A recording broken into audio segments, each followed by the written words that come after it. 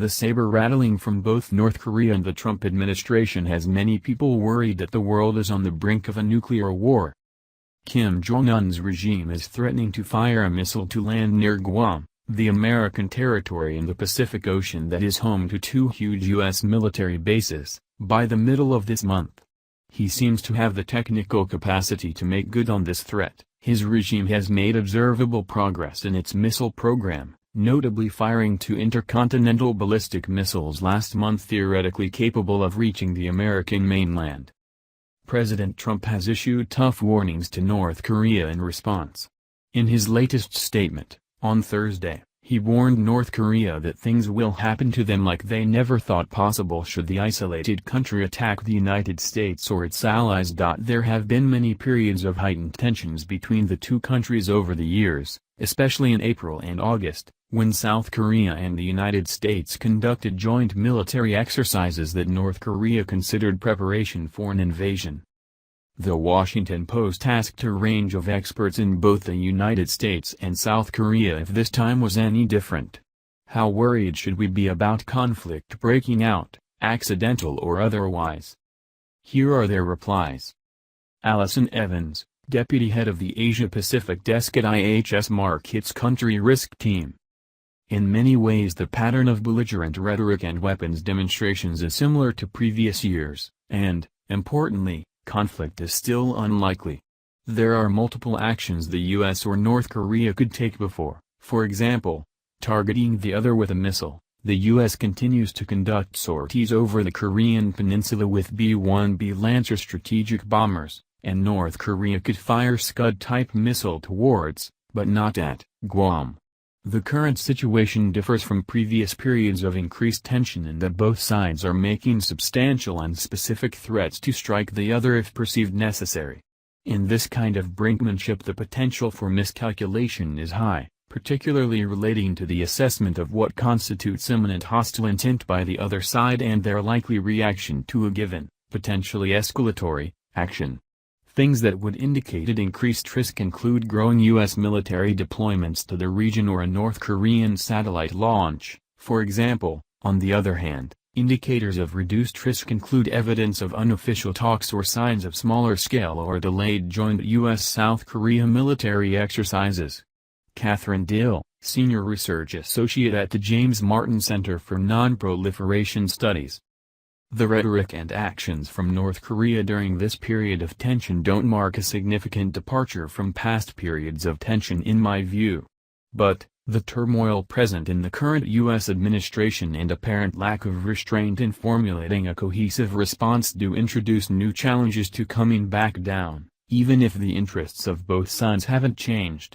We should be aware of the possibility of conflict, especially the increased potential for escalation with the disjointed Trump administration, but I'm certainly not stocking up on canned goods any more than I normally do.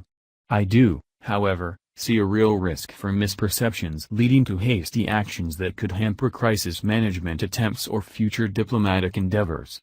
Take Guam. If the United States perceives the North Korean statement as an explicit threat of attack rather than an opening to test the waters, that may be the difference between successfully reducing tensions and trying to intercept an intermediate-range ballistic missile that North Korea feels compelled to launch. The latter scenario has very real consequences that our policymakers should calmly think through. Yoon Kwon, former South Korean foreign minister and professor emeritus in international relations of Seoul National University. North Korea's threat has moved to a different level with the recent two successful ICBM tests.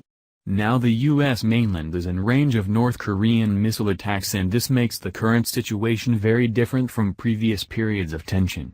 Some South Koreans and Japanese are now wondering if the U.S. is willing to risk San Francisco, Chicago or Los Angeles if North Korea conducts provocations towards its allies.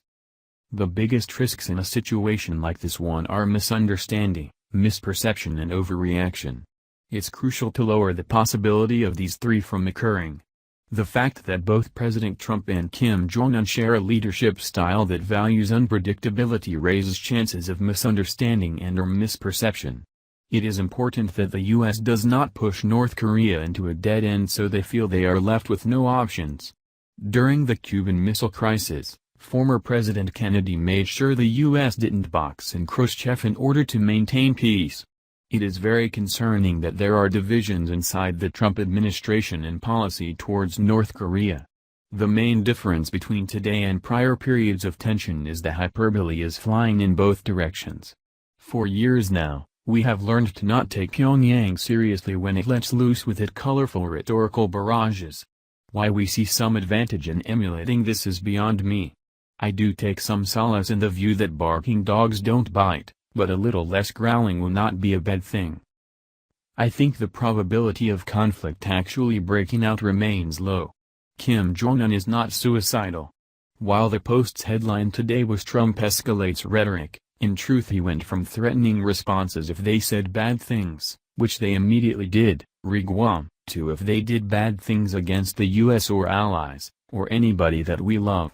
That brings him more in line with Mattis and with long-standing U.S. policy, not to initiate hostilities but to respond with great force if attacked. Park Hye-young, Senior Research Fellow at the Korea Institute for National Unification, a government-funded think tank focusing on reunification. In 1994, when the U.S. government reviewed a plan to bomb North Korea's nuclear site at Yongbyon, the situation was much more serious than now. The fact that the American government considered an evacuation of its civilians in South Korea tells a lot. Both the United States and North Korea seem to be at the stage of making threats, but not real actions have been taken because taking any actions at this stage will mean a huge catastrophe.